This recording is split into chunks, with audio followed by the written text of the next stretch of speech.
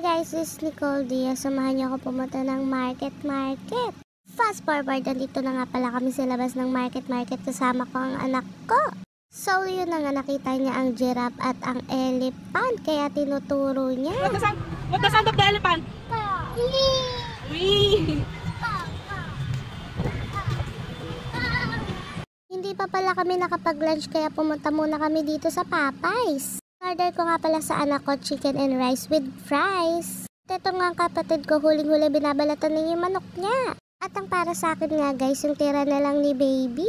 Meron naman kaming pera guys, kaso nanghihinayang ako sa tira ng anak ko. And for sure naman hindi niya mauubos to. Grabe naman timawa ng anak ko pag naubos niya to. Ito nga palang burger guys, bibigay ko kay Daddy Nico. Yung lalaki nga yung napakahilig sa chicken burger. Pagtapos namin kumain, nagpahinga lang kami saglit. At eto na nga, ang favorite spot ng mga bata. Tatlo nga lang pala kami pumunta dito, si Atong at yung kapatid ko na si Dave. Kung hinahanap niyo sa video si Daddy Nico ay wala. Nagtrabaho siya guys, pumasok siya. Siya ay isang call center. Kailangan niya guys kumayad para sa anak niya. Siyempre pambili yun ng mga needs ng anak niya like diaper and gatas at kung ano-ano pa. Ini-spoil niya rin pala yung anak niya, Diyos ko. Kada sahod niya binibili niya ng bagong laruan.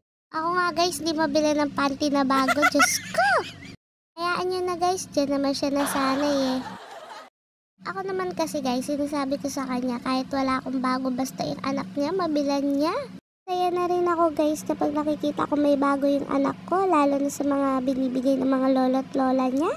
Totoo nga yung sabi nila kapag nagkaanak ka na, di baling wala ka basta yung anak mo laging meron. Binibigyan rin naman ako ni Daddy Nico kaso unahin ko pa ba yung mga gusto ko kaysa sa mga kailangan namin. Sa pagkain talaga nauubos yung pera namin guys, halata naman sa mga katawan namin, Diyos ko. Sabi nga nila guys, di baling magtipid ka na sa lahat, wag lang sa pagkain. At yun na nga guys, may iba na tayo. Diyos ko, ang dami kong nakwento sa inyo. Sa susunod, ikakwento ko na kung paano kami nagkakilala ni Daddy Nico.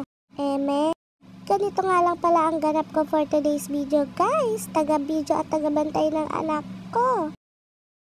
Akala ko pa naman for today's video makakatipid ako, Diyos ko. Ayun na nga guys, tumawag yung daddy niya, bilhin daw siya ng new toys. Diyos ko, ano ba yan? Kaya naman namin guys, bilhin siya ng 1, 2, 3. Kaso lagi ko sinasabi sa kanila, choose one, only one lang ha. Ayoko rin naman kasing lumaki siyang maluho guys. Kaya din pala napatawag si Daddy Nico dahil nagpapabili siya ng Senior Birria. Located nga pala ang Senior Birria dito sa market. Pag nakita nyo na yung Popeyes sa labas guys, andun na rin yung Senior Birria nasa gitna. Buy one take one na nga pala siya guys sa halagang 139 pesos. At yun na nga guys, iniintay na lang namin yung order namin at uuwi na kami. At habang nag-ihintay nga kami, may nakita kaming vlogger. Kilala nyo ba to? Si Ka Iris.